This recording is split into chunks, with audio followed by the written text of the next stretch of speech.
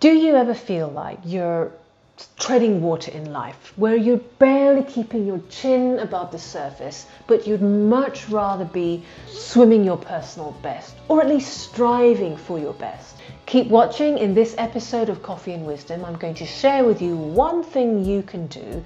So instead of feeling like you're treading water, you're actually moving forward towards your personal best. See you in a bit. So you're feeling like your day tumbled out of control and you're barely surviving.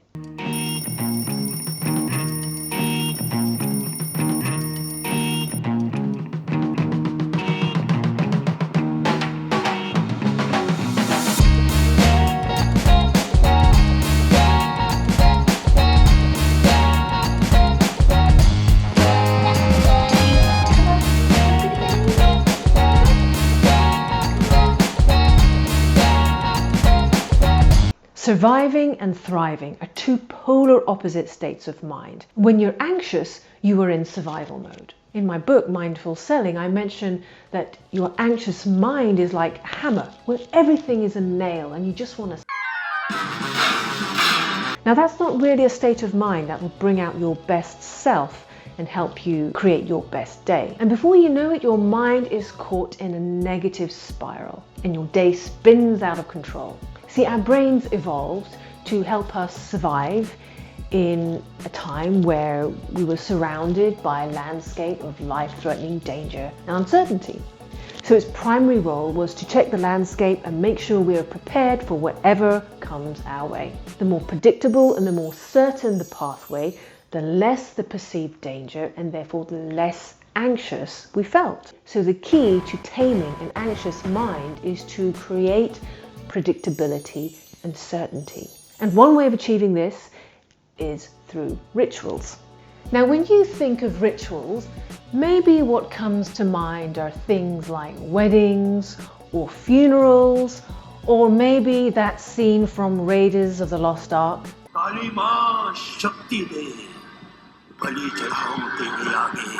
Rituals are ancient behaviors and all cultures have them. When I was growing up and whenever we spent summers in Pakistan, whenever we left Pakistan to return to England, my grandmother and whichever extended family were around to see us off, they would hold right by the door where we would exit the house and then enter the car to go to the airport. By the door, they would hold the Quran, and within that they would put some money, something like 100 rupees or 500 rupees, something like that. They'd hold it.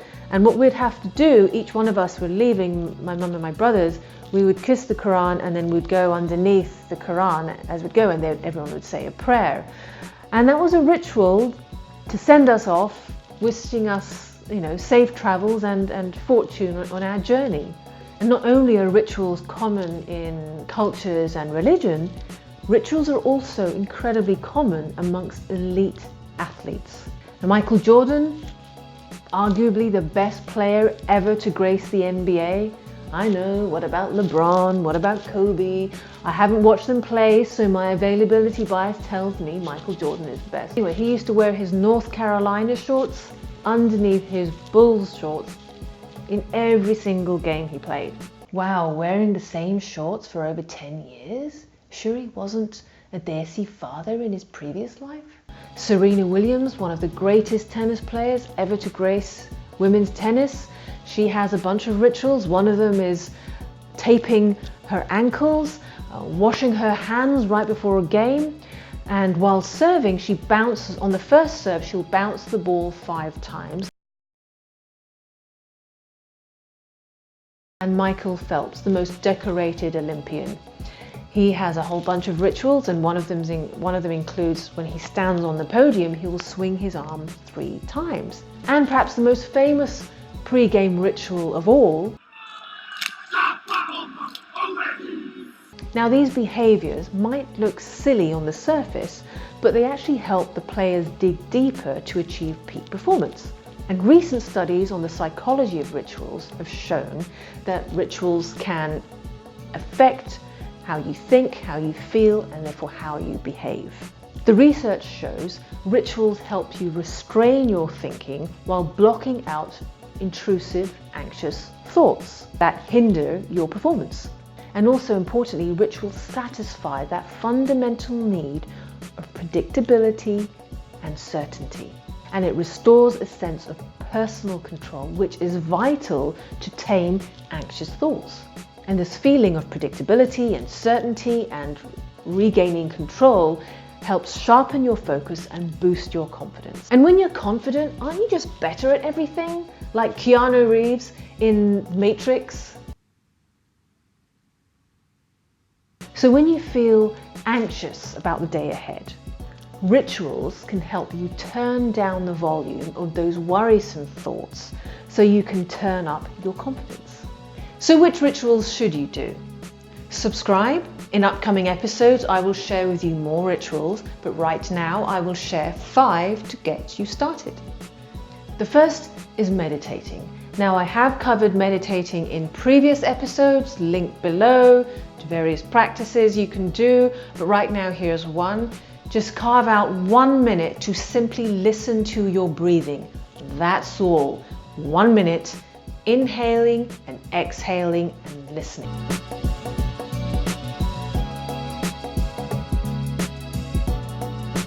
The second ritual, complete this sentence. I am grateful for, and next to it write why you're grateful for that thing. Pick 3 things you're grateful for from the day before. Choose something from nature, your health, relationships, your business, work.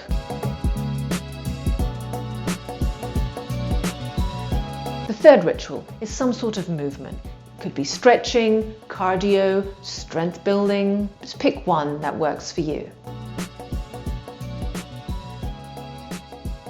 The fourth ritual, reading. Just 2 pages, that's all. Why 2 pages and not a chapter? If we set ourselves a ritual to read a chapter, we're more likely to procrastinate or put it off because life gets in the way. If you set a small goal like 2 pages, we're more likely to do it because it doesn't seem as much of a mental burden. The fifth ritual, a favorite of mine, and I'm sure a favorite of yours too, and I know some other people who've watched the show, you enjoy this ritual too, making a cup of coffee. Now pay attention to the activities while you're making the coffee.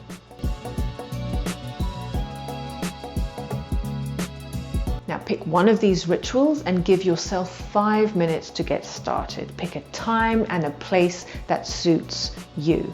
Like one of my coaching clients couldn't do a ritual first thing in the morning because he was so busy getting the kids ready, so he decided to do his ritual after he dropped the kids off. So he's just said goodbye to them. He'll give himself 5 minutes in the car right there to practice a couple of the rituals. So pick a time and a place where you can get started, just 5 minutes. Why 5 minutes? Well, the key is to start small, because when we make it small, we're more likely to do it. If you say, right, I'll do 20 minutes or half an hour, life gets in the way and we will postpone it. But when you say 5 minutes, you start arguing with that voice in your head saying, come on, you can make 5 minutes, right? You're more likely to do it.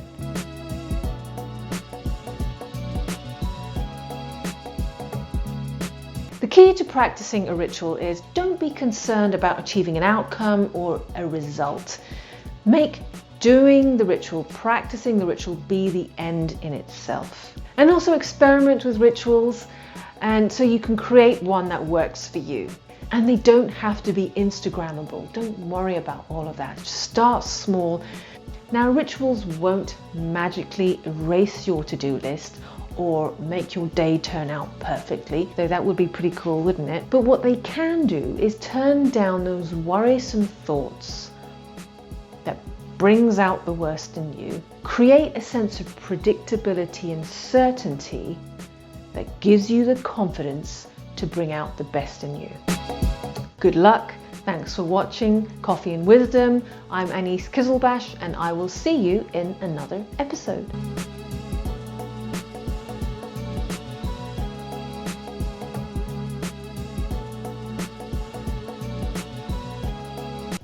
Whiskey! Whiskey! What? Wow, you are noisy. What do you have to say? You have a ritual to add? Which one? Huh?